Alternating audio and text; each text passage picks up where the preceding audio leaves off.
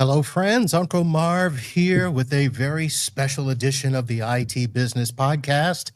For those of you joining us for the first time, this is the show where we help managed service providers and IT professionals run their business better, smarter, and faster. Our live stream is presented by our good friends over at ThreatLocker, Zero Trust Total Protection, and I want to thank them for that.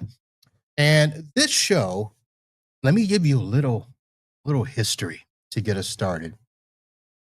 2015, after we had attended a conference in Chicago and had a little rude awakening about how managed service providers viewed solo techs, calling them trunk slammers, Johnny ponytails, and other not so savory words. We, as a community of solo techs, computer repair shops, blah, blah, blah, decided, yeah, we'll get together and do some stuff. And we were going to put together a conference called the Unconvention, and it was going to be completely against what our industry knows as the big rah-rah vendor-supported shows. And our good friend Corey Fruitman from Instant House Call was putting this show together. He was going to be kind of like a sponsor, but not a sponsor. And I've had conversations with Corey, and we were talking about the type of companies that would be coming to this conference.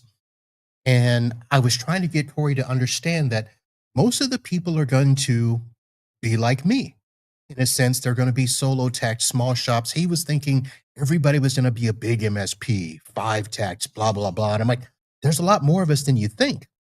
And Corey brought up the question, is the solo tech model a valid business model in the tech space? And I said, of course. And he thought, really, would you be willing to attest to that and go up against some MSPs and prove your point? And I said, sure. And that spawned the picture that you saw in the opening of the man in the van versus the MSP. And one of those people, afterwards, we had a nice little chat, and he's like, yeah, you're not so bad. So I thought this is going to be a 10-year reunion of that show. And it's still on YouTube, folks. So after we do the show here and I update the notes, there will be a link to that original. It wasn't really a webinar. It wasn't a podcast. It was something called IT Jetpack, put on by Instant House Call. And this gentleman was a part of that. And we are going to do a 10-year reunion 1 week before, because next week would be an absolute 1 year for that. But let me go ahead and bring up, and I do want to acknowledge, I see some people in the chat saying hello, everyone. But let me bring up this person out of Canada, the CEO, president of Fast Computers, Chad Kempt, who I now consider to be a friend. So, Chad, welcome to the show. Marvin, thanks for having me back, and absolutely likewise consider you a friend as well. 10 plus years now, I guess, as well. Yeah, absolutely.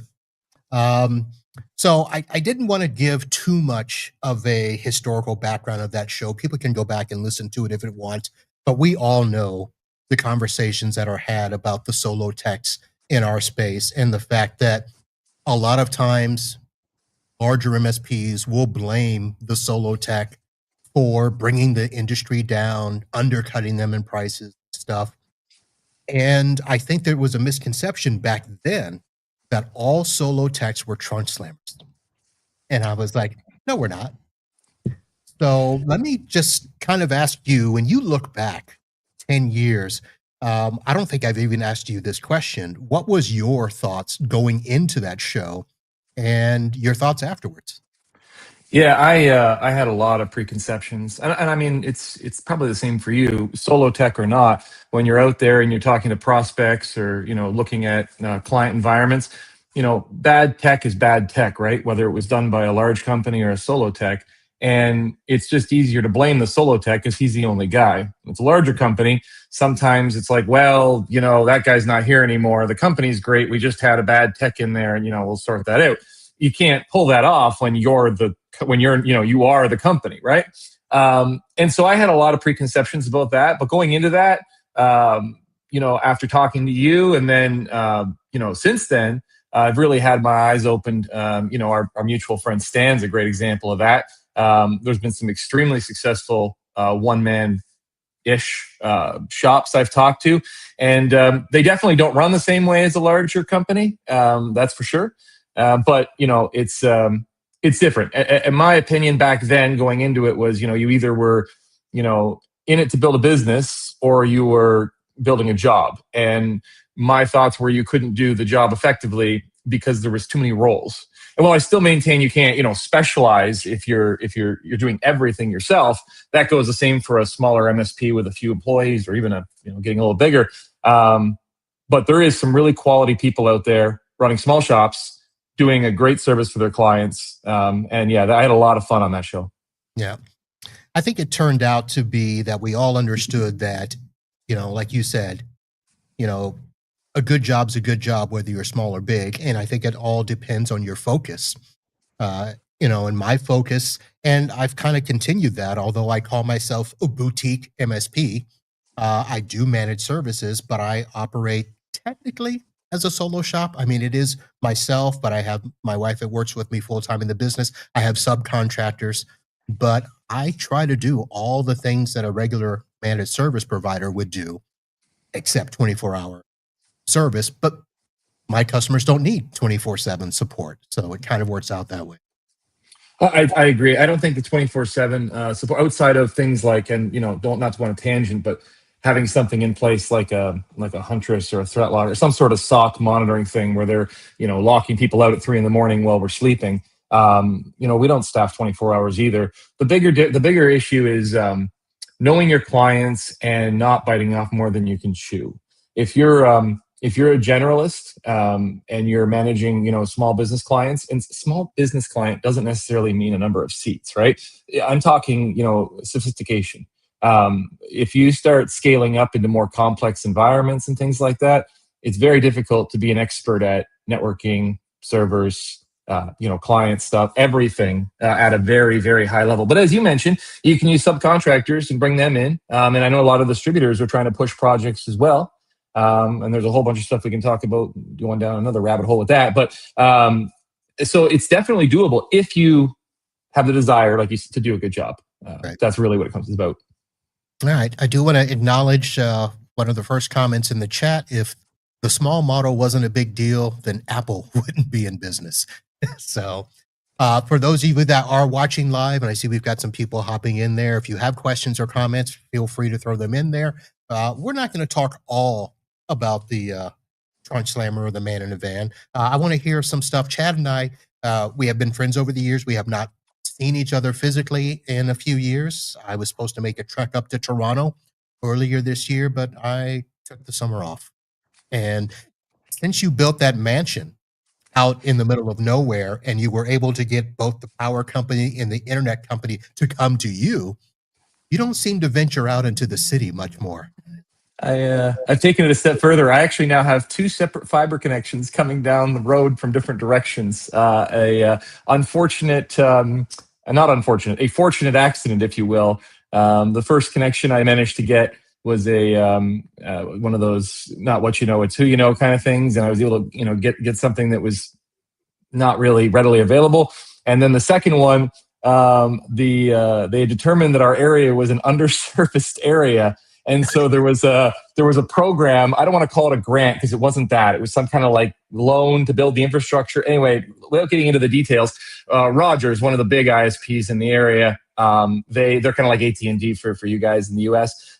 They were given all this money to build out fiber infrastructure to the home, no cost. So my 2.5 gig by 2.5 gig connection for $100 a month, my secondary connection, I'm currently load balancing between them. So yeah, no, I do venture out to the city once in a while. I was at the show in August, the one I was hoping you were going to come to. I had a great session. You would have really enjoyed it, I think. And 2 sessions actually, but the one was my session, the other one was a panel. So I hope you make it next year. I really do. I will try, since this is an early shout out. I know the schedule for ASCII. They are not in Florida next year, and I'm kind of a little miffed and upset about that. But that's how we're getting you to Toronto, though. Maybe that's the play. It's we take away Florida, he'll just come to Toronto. I mean, it's. Yeah, I'll just leave the states in order to get to asking. Is what that is. I'm not here to judge. I'm just encouraging it. That's all. I appreciate it. So before we get, all caught up in our other conversations and stuff, let me ask this. In the 10 years since we were on that show, uh, what changes have you seen for your business? And then I'll just go ahead and open it up. What questions do you have for me about my business in those 10 years? Yeah, absolutely. I mean, just going at it, high level, just real high level, they'll get into it. On my business, the desire to grow it. I've had a desire to grow the company to two different sizes. One, where I essentially make myself redundant. That's my long term goal. And then I can, operate as like the chair of the board, that sort of thing. Along the way, I want to get rid of any key man syndrome. Key man syndrome, I don't know if that's a technical term or not, but to me, that basically means that if any one person in the organization gets run over by a bus or becomes really ill or whatever, leaves, things fall apart because, oh no, they were the only one that could do X, Y, Z, A, B, C, all that sort of stuff. So I've worked really hard to get rid of things. It doesn't mean that it wouldn't be uncomfortable if somebody left or went away because you liked them doing certain things. It's just a matter of building in those redundancies. And I've worked really hard on that. We're currently at a kind of a point right now, a little bit of a frustrating point where we need to build out a little bit more on our operations side so that we can scale more. We've got lots of clients, lots of work, but adding more techs without more management is a bit of a problem right now. So that's where we've, started from and gone to. Even back then, I believe I didn't rewatch the show. I mean, I should have rewatched the show before this, but I believe I was talking a lot about building a business and it being a thing as opposed to a job, because that's really how I've looked at it. And yourself, I mean, I know you got your wife in the business stuff, so it's solopreneur, yes, but at the same time, you do have kind of the trappings of a business there, especially with the use of the subcontractors. You're not afraid of, people stealing your clients. So, you'll bring in people as appropriate to help. How has your outlook on things changed over the last 10 years with regards to growing the company? Has that been something you've worked on? Is that something you decided you didn't want to do? Where are you at with that? So the short answer is it depends. As always is. There have been times where I have been at the brink of thinking I got to grow. I got to bring somebody in. I've got to take some load off my plate. And I almost was there a couple of years ago, and the endpoint count was up there. But then I had a couple of customers get acquired by larger customers, and then I had my largest customer actually lose about 55 endpoints. And it's the multi office law firm and stuff. Now I'm not hurting. I don't want to make anybody think that life is grim down here. GoFundMe is going to be in the chat, right? Yeah, yeah. Support my link. Buy Amazon. So I was almost there, but I was able to relook at things and be like, you know what? I can continue to do this for a few more years. Now, I do have my mindset on when the exit time comes. I want it to be something where it is a business that is in a box or bundle or something that I could simply hand over to somebody and everything can be run without questions. They can know how to get into the clients and the endpoints, and the clients have all their passwords. The office systems are set up. Of course, if somebody buys it, they'll take over and do what they want. But I want it to be something that is systemizable, if that's the right word, that people can just walk in and understand. I've tried to set up my clients so that if I have to hand it off to a subcontractor, I give them the access they need. They can get in and do the stuff they need to without depending on me. So I've kind of been using that as my model, where I'm still going to do it like I'm doing it. One, because I like it. Down here in Florida, I'm not going to say that techs are hard to find, but techs that are for my style of business are hard to find, if that makes sense. It's a funny thing. There's two things I wanted to kind of touch on there that you brought up. One is, as far as the techs are concerned, the smaller the organization, the more skilled you need the tech to be, and the less resources, money, you generally have to pay said tech. That is a big challenge in growing from very small as you start scaling up. If you were at a size where all you needed to do was bring on a guy that was good at networking, that wouldn't be so bad. But what would you do if you had a firewall? Platform security is a job in enterprise. They don't do switches or access points either. They do firewalls. How much actual firewall work do you have on a daily or weekly basis? Not enough to, I'm going to, without you even telling me, I'm sure it's not enough to even remotely fill somebody's schedule. And if it is, I want to know what the heck you're doing, because that sounds... No, there isn't. I mean, maybe a couple of times a month.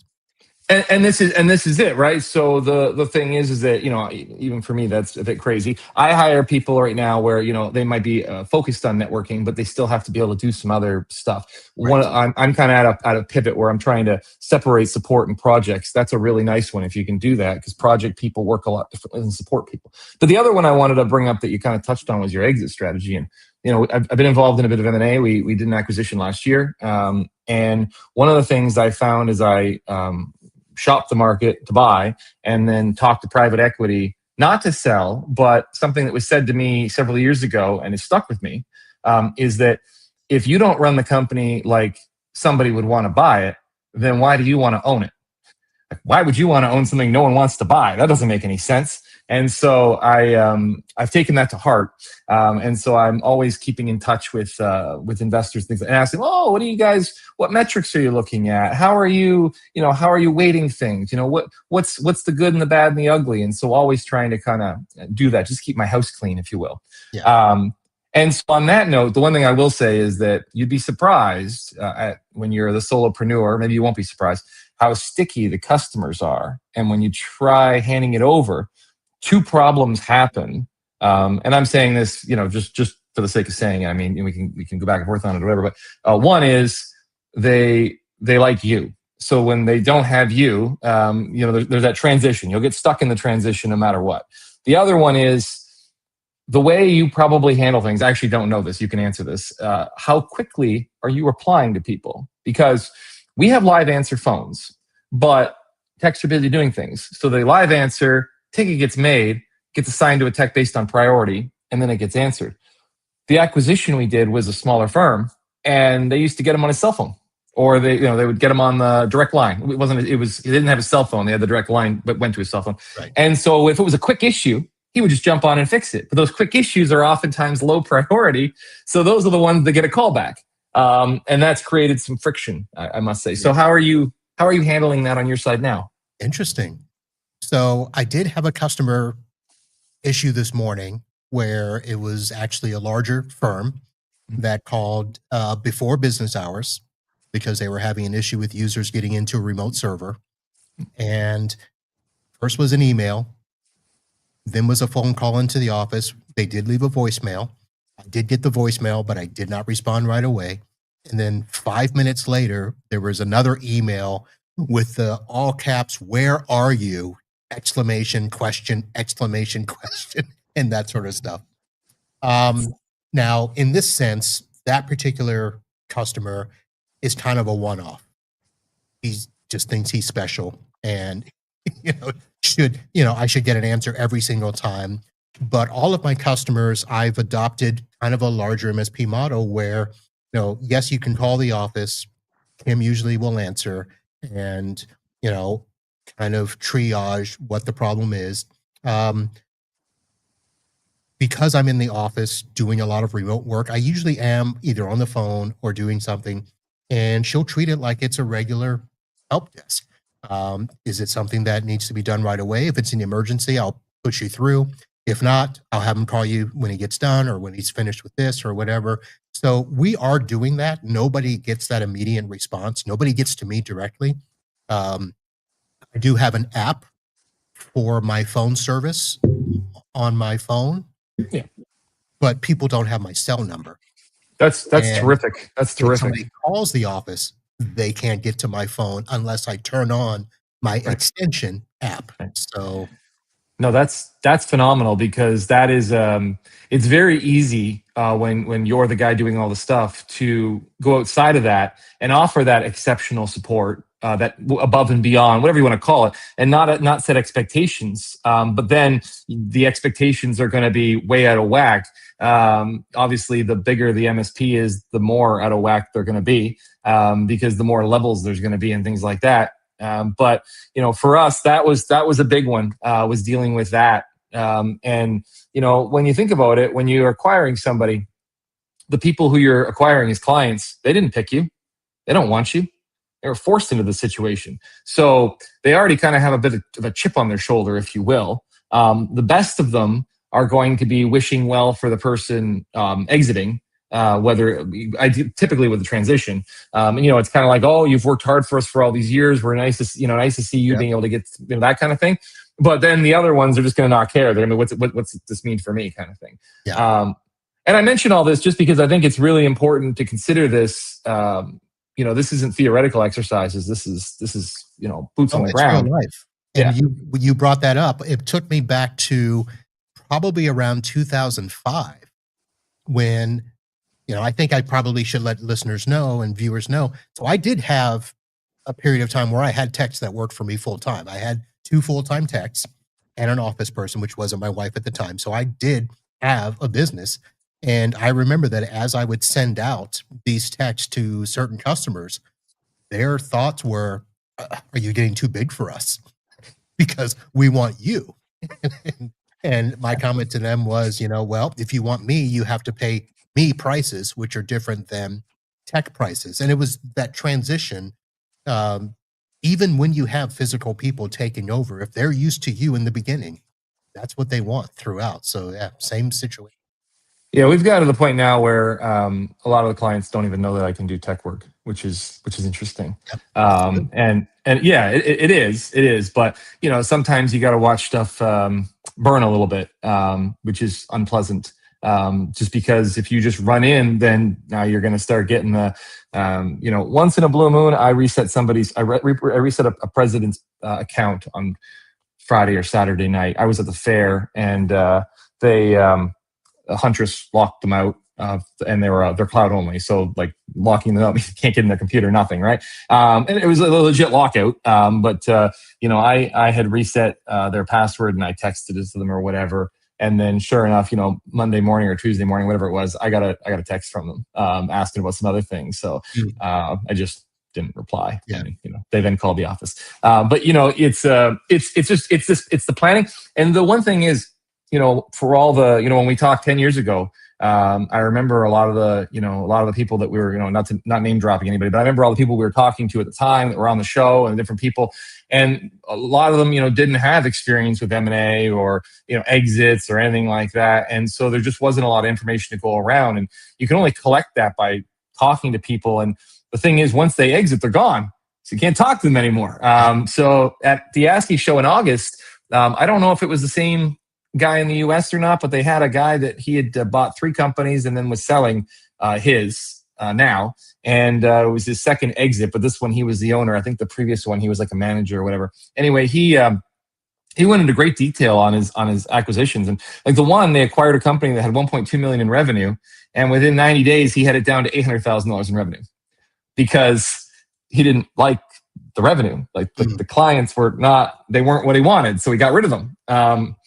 And so you got to look at your clients and you go, well, what are they going to want to buy, right? That's the thing. You might like Joe. You might think Joe's great, but does Joe fit? That's right. That's the thing. But anyway, I digress. Yeah, that is always something, regardless of your size, looking at your customer avatar. What is it that you want to do?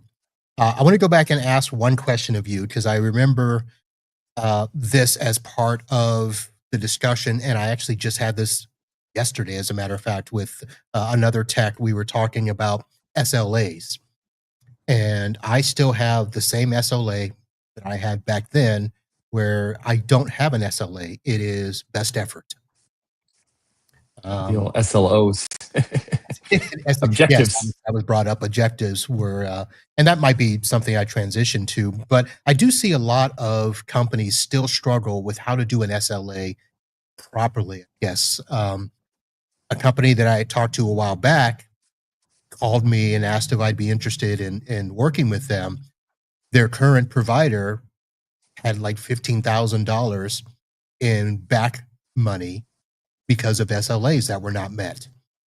And my thought was, my goodness, how did you rack up 15,000 in SLA?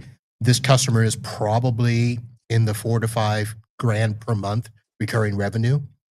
So So to have that much of the thing is that if you're doing SLAs,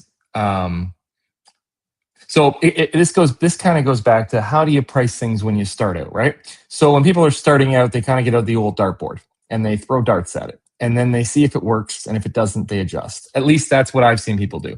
Some of them are more, a little bit more, in the research, and so they'll watch shows like yours. They'll read up on forums. They'll join a peer group type of stuff. Maybe not a peer group, but like an ASCII or a this or a that, and they'll kind of get a feel for it. The SLAs are the same way. You can't state SLAs that you can't meet. If you tell the client that you're going to, respond in 30 seconds after them calling, and within an hour you're going to have a resolution, you're going to be paying those things.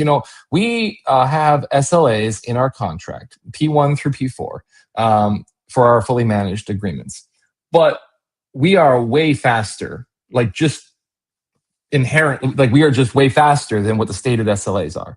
So, it's the other thing is there's response times, and then there's resolve times, and those are separate numbers. So, you say, we're going to respond in this much time, but then the resolution is going to take this. So, you might have an autoresponder, or you might go a step further depending on the client situation and have somebody actually reach out. But, open a ticket, boom, autoresponder. We've now responded. So now we've responded, and now we have whatever time to, resolve. I mean, I think on our it's like within 3 business days for like a P4, within 5 business days. I mean, you're probably resolving things a lot faster than that, right? And there's that's really what I'm getting at. Without going down the rabbit hole of all the specifics of how I have them set up, you need to know how long it takes you to resolve things currently. And if you know what that is and you set your SLAs appropriately, fine. If you start making really aggressive SLAs, the customer is going to need to pay for it. So if the customer doesn't want to pay, I don't even want to make up numbers here, but $400 a user because you're going to have these drop everything level SLAs, then that's the case. So then the number is more realistic, but so is the SLA. That's how that goes. I think people oftentimes they just copy stuff. They hear this was a good idea or this sounds great, and they do it, and then it can really cost you. It can really cost you. Yeah. The question I would like to ask, and I've asked before and never gotten a great answer, is I like the SLA to include a response, an initial response, and a begin time to resolution. I don't like to put an end time on resolution because you just never know what the issue is. And if it's something where, you've got to, replace a workstation, but it's a special order station, well, you just, like you said, some of those are going to be impossible to meet if you've got a special order stuff, and then there's a, shipping delay or things of that nature. So I don't like to put end times on resolution. Even a simple install. I've got a client right now with a third-party app, or not app, but a third-party, business app that for some reason just stopped working. They called me. I tried to do my thing, and I'm like, sorry, I can't help you. You need to go back to the vendor. The vendor has been working on it for 2 days now, and it's not my problem. Well, that's right there. You just hit the nail on the head. That SLA that's not you. That's the vendor. So you need to make sure that language is specific. We have target response, target workaround, and target resolution times. So on a P1, which is like top priority, target response is 30 minutes, target workaround is 4 hours, and target resolution is 3 days. And you'll notice that it says target. It says target, not guaranteed, not live and die by these, right? And it says, notes, in all above cases, the time frames specified are targets. All references to elapsed time, blah, blah, blah, blah. And it also is from when it was reported to us, not from when it started happening. So if... I'm here, by the way. Keep going. Okay, good. Yep, good. If it's one of those things where if you're if you're sitting there and you've got a customer that has a user issue, so it's nothing your RMM or tools are going to alert on, right? It's a user specific issue, and they sit on it for 3 days before they tell you about it. That starts when they report it, when the ticket's opened. And I've encouraged people, open a ticket, and if it's urgent, call with the ticket number. Because if you email in a ticket, unless you're going to email and say your email's not working, please don't do that. But other than that, which, we get some of those. But aside from that, then it's in your words. So we may misunderstand. We may have to ask for clarification. We may not understand what you're requesting. But at least you got the point across, and we weren't playing telephone game with our dispatcher reception where you called in, told them, and they kind of translated what they thought they heard. But yeah, that's kind of how we approach it. So they are targets, but I do state them. And I think workarounds are important to put in there. Because, I don't know about the line of business app. That may be a terrible example. But if we use a down server as an example, I'm not sure if you're still doing Dado or not. But if you're doing Dado, server's down, you're not going to fix the server within whatever. But you can get it running on the Dado in a certain amount of time, right? And then you can plan, and I wouldn't even say that, if that takes a week or 2, 3 weeks, whatever, there's a workaround. They're okay until so anyway, that's my take on that. Hopefully, I don't know if that answers your question better than you usually get, but that's it does. my take on it. Most people don't know the difference. They don't have you've got a target response, and most people don't have. Yeah, they just have will respond and resolution, and that's it. Nothing in between. Yeah. No, and I don't, and that's just not knocking anybody that's doing that. And look, if anybody's listening and you're just trying to figure things out and you're just using the old dartboard or stumbling along, like everyone starts somewhere. I'm not holding that against anybody, but just I also find smaller clients. You go into a small client, you're dealing with the owner directly. No, operations or IT manager or general manager, just like the owner is the guy you talk to. They're a lot less picky about things like this, So walk before you can run. You get some of those clients and you level up kind of thing. You go into a client where they have a CTO and an IT manager and you're offering to take over help desk and you're going to put in SLAs, but you don't have the infrastructure for that. You're going to have a bad day, real bad day. Or you don't have the mechanisms to bridge your operations with their internal operations. That's fun. I've got one scenario where I don't really want to call it co-managed anymore. It's an office that has an internal IT person who's really just a desktop person who doesn't know desktop stuff, but they're there to be the first line of response if something happens, to at least swap out a mouse or keyboard, fix a printer, set up a computer, that sort of stuff. But everything else still comes to me. So it's not really co-managed. No, we have a couple where there's a non-IT person doing an IT role. Like we have a car dealership where the parts advisor is doing what you just described. And what he'll do is he'll help users if they're having issues in like an app or something, specifically the line of business ones too, right? Because he's got familiarity with them. He works in them all day. He'll call the line of business vendor and spend 4 hours on hold so that they're not getting billed for us to be sitting on hold kind of thing.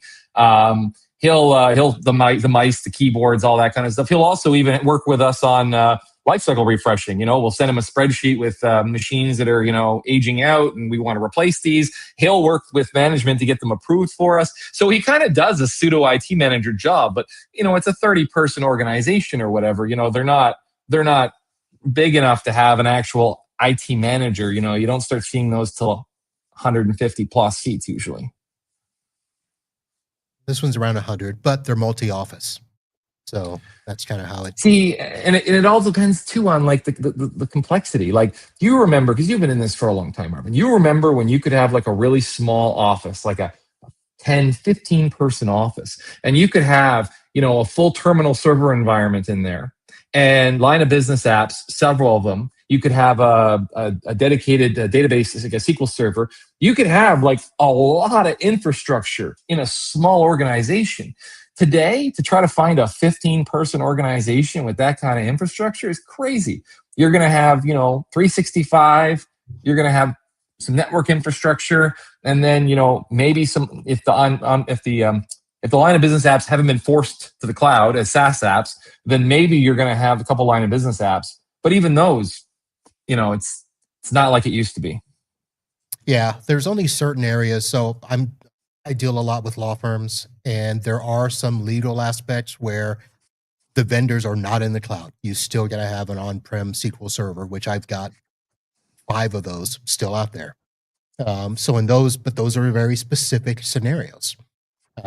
Not your typical, your client. My other clients, I just onboarded the 14-person office, and 90% of what they do is in the cloud. They have one program that has to run on local workstations, and we're putting in an as for them to share files in the office. See, in those types of environments, we toss everything into SharePoint. Or if they had a ton of data, they could go into Dropbox because the plans are crazy sizes, like 50 terabytes, like massive things. But typically SharePoint, and then with using Teams at the front end, and then backing it all up with, Datto SaaS back or whatever. And then the line of business apps, if we have that, oftentimes it'll be like 5 people out of 50 need to access this line of business app because they're the only ones that work in it. We'll stand up an AVD environment in Azure, and they have a remote desktop on, for those 5 people or whatever into that app. Yeah, and then we're still able to get rid of all the on-prem infrastructure and just run it that way. It's one of those things where, and just to be clear, like, not that we're turning this into a cloud versus non-cloud, type of thing, but just the right solution is the right solution for the client, not the right solution for me. So, sometimes it's full cloud, sometimes it's a hybrid. I don't know what we're calling fully on-prem anymore. To me, that would have meant your Exchange server and stuff was on site, and nobody has that. I don't think, I think there was maybe 2% fully on-prem.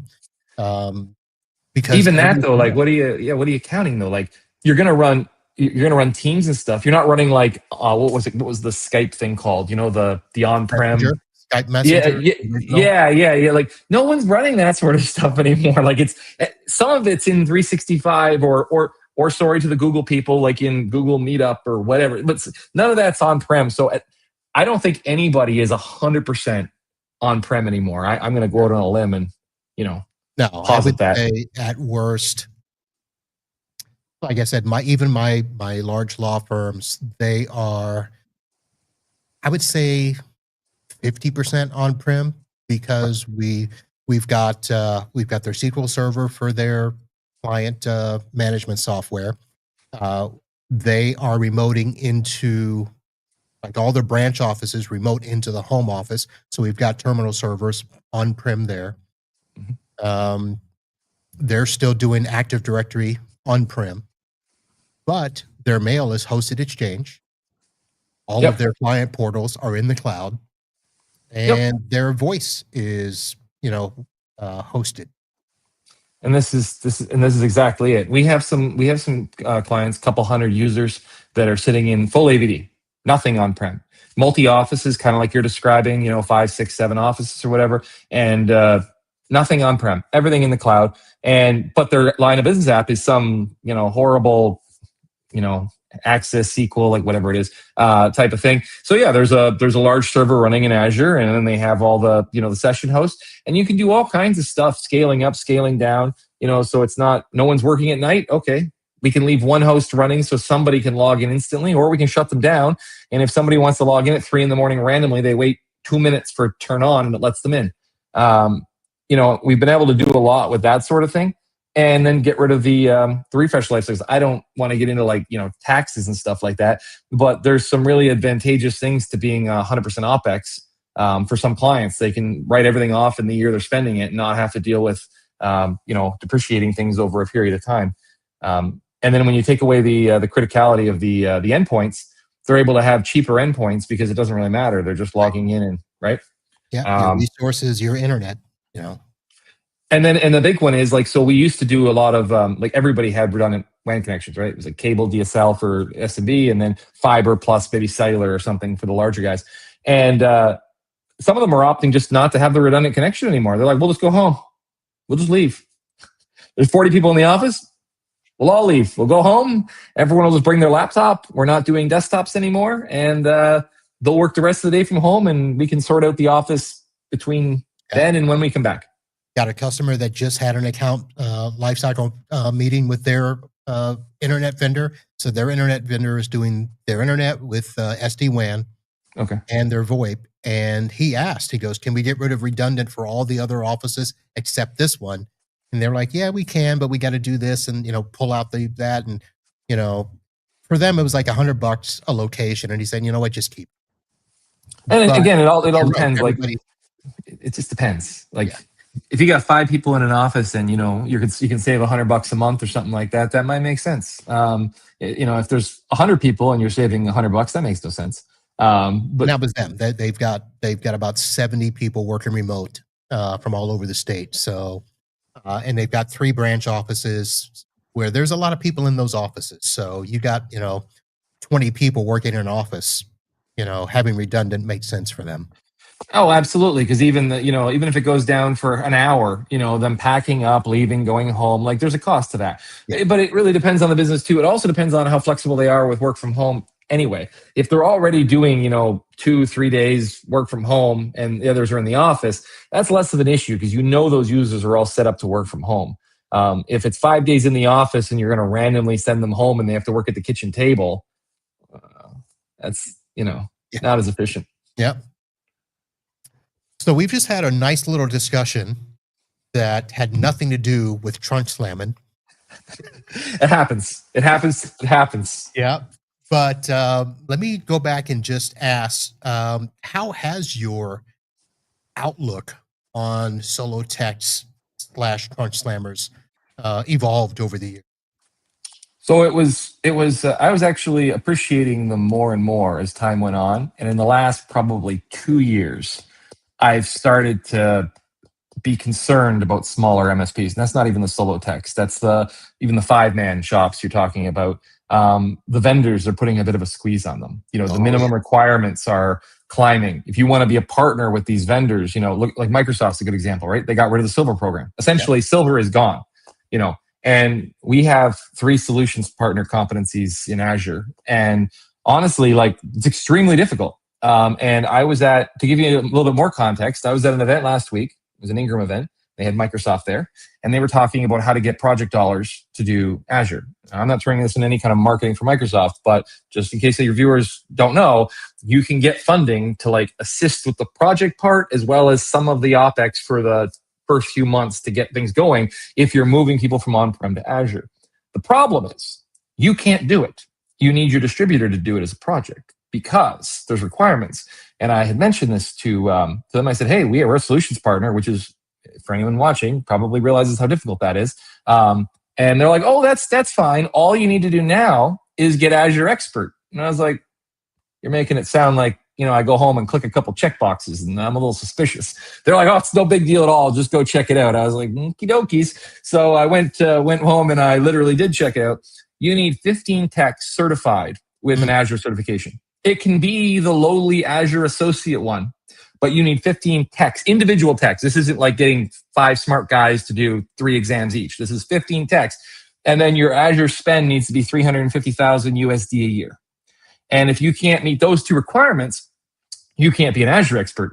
And if you can't be an Azure expert, you can't get the funding. Now, this doesn't mean it's not worth doing because you can still be part of the project. You can bill for some consulting, whatever. But the project delivery and stuff, you need to lean on. Right. Anyway, my point is that are you going to say a company with 20 people, but they don't have 15 Azure people, is a small MSP? I mean, are you going to say a company spending $300,000 USD a year on Azure is tiny, small? I mean, that's not just be clear too, that's not 365 spend. That's Azure consumption.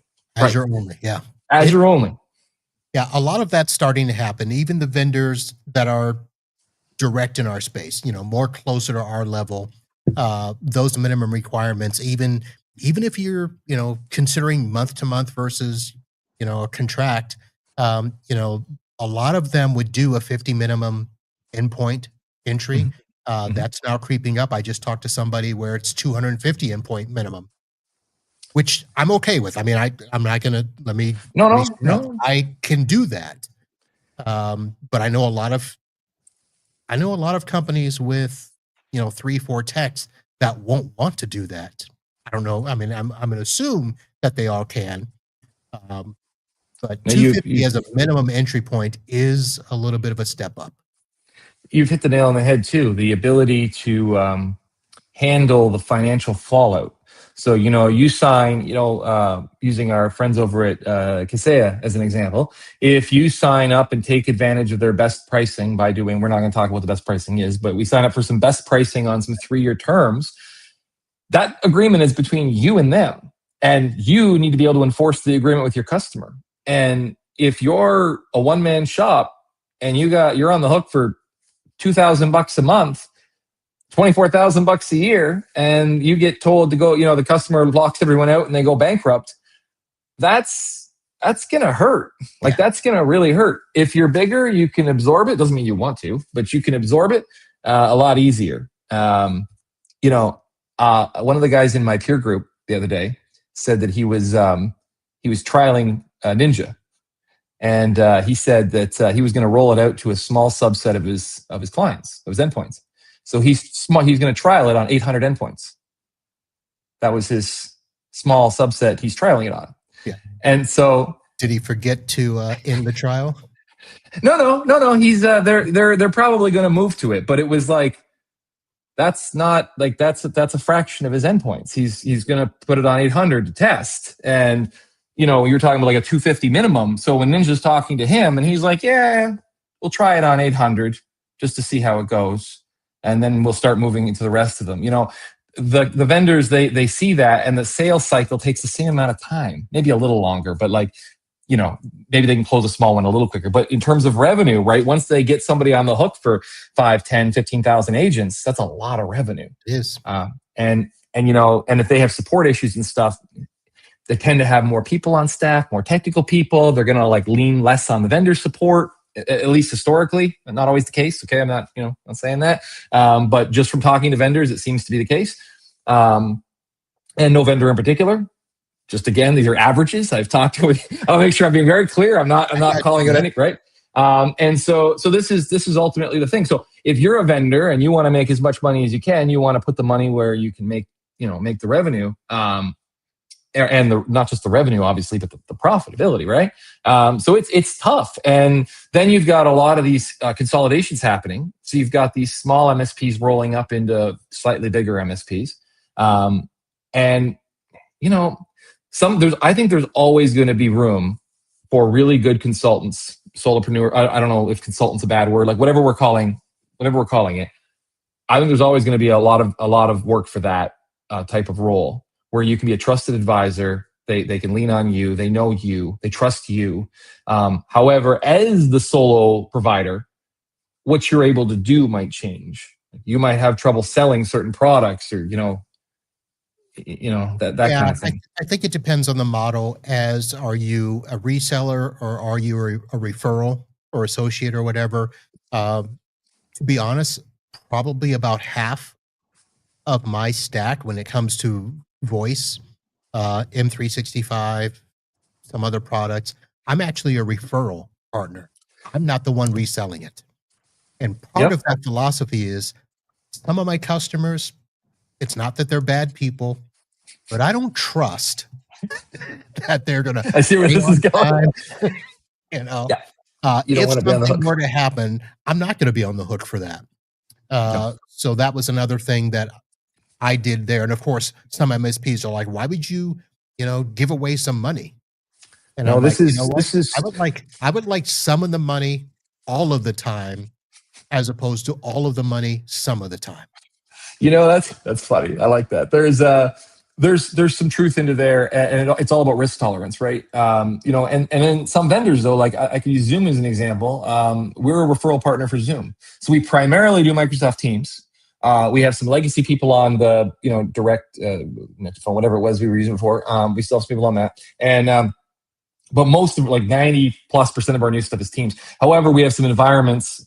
This is a whole other thing, but we have some environments where there's a parent company involved and they control the 365 tenant. So it makes no sense to try and do Teams because we don't have admin on the tenant for the customer we're managing. So it's goofy. So Zoom is great for that because it's separate. But the thing is, Zoom requires 5,000 or 10,000 phones to be a master reseller. And we don't have those numbers because they're not our primary thing. They're like and the frustrating thing, though, is that then managing it becomes a problem. As a referral partner, all we can do is have the customer make an account. We have to log in as the customer or make ourselves like an account on their domain. It's goofy. Whereas if we were a master reseller, we would have the multi-tenanted, log in. There's us and there's all the clients. So it's that kind of stuff. And you just kind of reiterated what I was saying. Like the risk. We had a client, 90 seats of M365 E3 plus a roughly equivalent number of Defender P2s, I think. And there might have been some other MISC licenses in there. They got bought 6 months into their term, and they were an American company. We're Canadian. I don't know if I said that at the beginning, but we're Canadian. They're American, and they got bought by somebody out of Abu Dhabi. And I was like, I looked them up. They had 9,000 employees, the company that bought them. I was like, well, I'm certainly not getting their business. And I was like, are they going to try and stiff me? Are they going to, do an asset transfer and leave that corporation to rot? And, I would have been on the hook for 6 months of a lot of money in terms of those seats. Those are expensive seats. I had a situation. It's now going on 2 years. So at the end of 2023, we had a customer doing Microsoft in CE. It was the annual commit monthly. Yep. 70 licenses. Okay. And that company decided to go with another provider.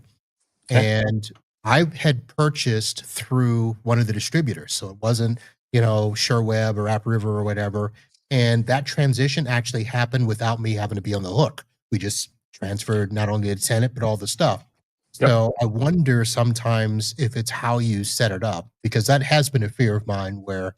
Oh, sorry. I should let me add some more information then. So yes, we just did that. We just had a client leave where we transferred the licenses to the new MSP and they took it over and have a nice day. Everything like all above board. Everyone's happy kind of thing. Yeah. No problem. We've done it with Datos on both sides. We've sent them, we've received them, all that, mid-contract, things like that.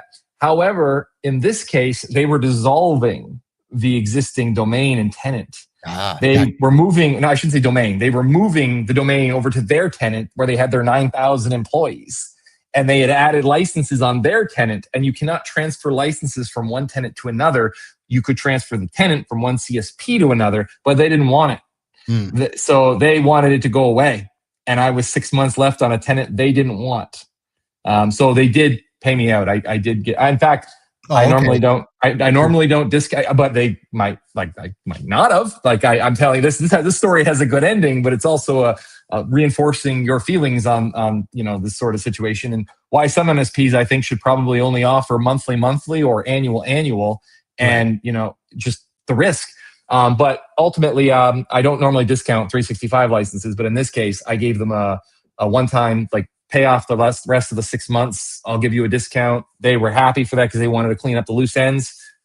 They wired me the money and, Bob's your uncle. But funny enough, you still can't cancel those licenses. I had to still have them end on the subscription date. There's no way to pay it out and force end it with Microsoft. It is, it's a little frustrating, and that'll be interesting going forward because there's so many moving parts to that, but it is what it is. Exactly. All right. So let me ask now, I'm assuming you have burning thoughts, burning questions that you wanted to turn around and ask me. You asked a couple earlier, but I'm going to give you this opportunity now. What questions do you have for me? Yeah, this one's, you're probably not going to see this one coming. This one's kind of out of left field. What impact has being involved with your podcast and sort of being a bit of an IT business owner celebrity, kind of in the space had on your actual? It's true though. You go to the conferences, people know you, they talk to you, the vendors know you. You're known, right? We're not going to put a voting thing up as Gary Pico or Marvin, who's more popular kind of thing. But what impact has that had on your day-to-day business, if any? Has that had an impact on your business? Have you leveraged it? Interesting question. The short answer is it probably has not been leveraged as much as it could. In fact, because the podcast is really geared towards other IT professionals, it doesn't have a direct impact on my business. It's not going to, I can't count on it for, 10% client increase or something like that. I've gotten some project work from other, other techs that have called me and say, "Hey, I need help," or "Hey, we've got a office in your area, Fort Lauderdale." But that can be attributed to ASCII or any other group as well. So that's not. Let me add something onto that then. Uh, Has it opened up any more doors to things like doing things with a vendor or things that aren't necessarily directly to the IT community that you wouldn't have otherwise had access to, which you then were able to leverage and use as I am a professional expert, et cetera, because I'm in this other thing that I was able to get into? so the short answer is no. Only because the leverage that I've been able to get from a vendor has been them wanting to have me evaluate their product so that I can then turn around and help promote it to my listeners and that sort of stuff. That I don't see as really benefiting me, except that I might get some discounts that I wouldn't Well, now normally we're get. talking. I think when we're saying benefiting, I think we're both kind of alluding to revenue, top line revenue kind of thing. Outside of the revenue, how about just your enjoyment of being in the channel and your enjoyment of running your business? Has it added to that? Nah, I keep them separate. You keep them separate, eh? Okay, Yeah, that's I keep interesting. them That's separate. interesting. I mean, it's That's not something where so like right now, let's use this as an example. We are recording this. We started at 1 p.m. Eastern, which is the middle of the work day. So there are times where yes, it impacts my day, but I treat it as just another appointment in the middle of the day. I'm going to go right back to work after this. The business technically doesn't suffer because I've got him in the other room that yep. can answer phones and stuff. Um, Again, I've got those subcontractors, so if there was an emergency, she knows how to get in touch with them and get a customer taken care of and stuff. Um, I would probably say the podcast has probably impacted the personal life more because I go home at the end of the workday, spend a couple of hours, eat dinner, watch some shows, and then I come back to the office to do podcast stuff. Fair enough. So No, that's that has replaced other things in my life where I used to play basketball, when I was younger and more sporty and athletic and stuff. I don't do that anymore. The podcast fills podcast. that spot.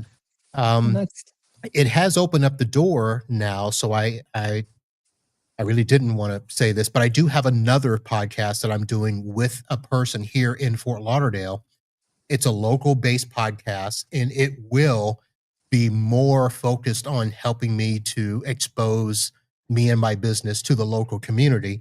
But it's also going to be a social one where we get to go out and, probably hang out at more restaurants, do podcasts on site, but that's probably the biggest impact that the podcast has had where I can parlay that into getting me access to stuff and getting this other person to, partner with me to say, "Hey, let's do a podcast together."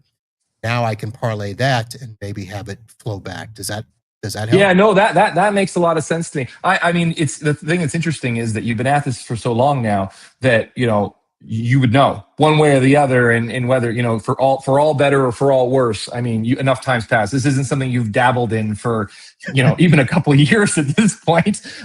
So I really wanted to kind of hear how that works. And honestly, that new venture you have, whatever, that sounds interesting. And honestly, without all the experience and skills you have in managing and running it and streaming it and everything else, I could see all that translating really well into Yeah. different environment. No, that was the big one. And then you kind of answered the other question I had for you earlier, and that was kind of the direction you were going, and the way you've got your business set up, and trying to systemize it, it's SOPs, all that sort of stuff, and kind of having this is how it's run, not call Marvin and Marvin has stuff in his head that he knows. That's not something you can do overnight. Like anyone listening that is like, oh, I'll just one day when I'm serious about it, I'll just start doing. No, like that. It takes a long time. Well, and it's not only how long it takes, is you don't know when that may happen. That's true. The whole idea of you're going to have an exit. So either when it's going to happen or it's going to happen to you.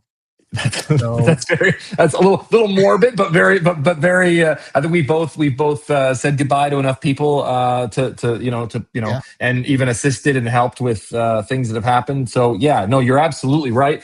And I guess for me, it wasn't even so much how long it takes to put it down on paper. It's more of the habit. Like if your process isn't for example, like even tickets, if you're logging all your time on tickets at the end of the day, like shame on you, not good. You need to be logging them in real time, like because you don't know what's going to happen. You know what's going to happen at the end of the day. You could wipe out the whole day, all the notes, all the everything if they're on your chicken scratch, notebook or whatever. Well, first of all, if you're writing on paper, shame on you for that. Hey, listen. I'm whatever you're doing. Maybe that was the Palm Pilot. I was demonstrating writing on your Palm Pilot. No, the tungsten E2 or whatever. Yeah. So no, but you know what I'm saying though. Like I think we've all seen it. Like, and I've had texts. I have had texts that use a notepad at their desk and they like scribble down while they're on a call. They find it. If you've been doing it that way for 40 years or whatever, it's a tough habit to break. For whatever it's worth. But yeah, we that's one thing that I kind of not beat into people, but I make it very clear when we're interviewing them. That's our process, and it's easy to ignore your own advice. I would say this. Here's probably the biggest advice that I have learned to give is to get that documentation system in order. And as you talked about getting it in the ticket, getting it in your documentation is even more important. Having all of that information, passwords, router information, IP addresses, secondary, line of business apps, all of that stuff. That has probably been the hardest thing for me to adjust to over the years. I've had IT glue for years, and I put just enough information in there for me to be okay. Right. Now it's putting enough information in there for anybody to be okay, that when they go in there, they can find what they need. One thing that we found helps is we encourage people. For one, you can't close the ticket time entry until your information's in IT Glue. But along that line is, I tell people, if you're doing these notes at the end of the day, who are you billing? You're billing me? I want to bill? No. You're updating the client documentation. That's part of the ticket. So if the ticket was 6 minutes and it's getting rounded to 15 and you spend a total of 13, well, it didn't cost them any more anyway. And if it does cost them more because you spent more time, well, that's who should be paying for it because it's their documentation we're building. And if we were to exit with them, at the end of their contract or whatever, we're going to be handing over the run books and giving away that documentation. So that if you do it at the end of the day and you make some generic time entry saying admin time, time entry, you just billed me to do that time entry. I don't want that bill. You can pay it. Not really, but you know what I mean. I get you. Well, that's always the thing is, what I had a phrase for that and I don't remember what it is because I didn't write it down. I'm going to make a book of phrases someday that I hope all of us will contribute to and do all of these things, because I remember the best thing one of my attorneys told me. He would always ask about, well, why do you bill me for this and not for this? Or why do you bill me more for this and less for this? He's like, time is time. Time is time. Just bill it all and, put it on there. No, it's and if they're and then I get but they're flat rate. Yeah, I don't care if they're flat rate, and I'm still going to be looking at agreement profitability. And so by not having the time on there and then billing it against our internal time agreement, you are now making them look more profitable than they are, which is a problem. Like no matter what, it's a problem. So easier said than done. Like I'm not this isn't roses and sunshine. It takes a long time to get this culture built, and then to stay on top of it. Absolutely. All right, my friend. Well, we weren't sure if we'd take up an hour, and we certainly have. And of course, we should have known. You and I, if I let you go, you'll go. I got no rebuttal to that. Yeah. So for those that have joined us, I see we've still got people on that have been on. I don't know if the entire time, but thank you very much for joining us. The chat was quiet except for the couple of comments there. But yeah, man in the van. I've gotten rid of that nickname. I've gone to Uncle Marv, but it was an interesting time back then. And thank you for joining me and staying friends over the years. Absolutely. And I guess I'll look at that ticket price to go to Toronto next year for ASCII. That'd be great. Although you can come to the U.S., that's a maybe. What happened to PAX 8? Yeah. A lot of Canadians converted their ticket to Amsterdam. And I was going to go to Amsterdam, but I have a small child, and I was scheduled to be sick, and I was right on time. Okay, all right. Yeah, it was school germs. Daddy daycare at your service, yeah. Yes. All right. Chad, thank you very much. And for those of you watching, thank you very much. Those of you listening, this has been an IT Business Podcast special edition. Be sure to head over to itbusinesspodcast.com, click on one of the follow buttons, follow us in your favorite podcatcher. While you're there, go ahead and support us by shopping on Amazon. As Chad was laughing at earlier. Uncle Marv needs some money. Ask you to tune in for all of our upcoming shows and say hello to Chad. The MSP. I don't know why that was capitalized in the show picture there, but MSP versus the man in the van. It's been good times. I appreciate it, and we'll see you all soon. Until then, holla.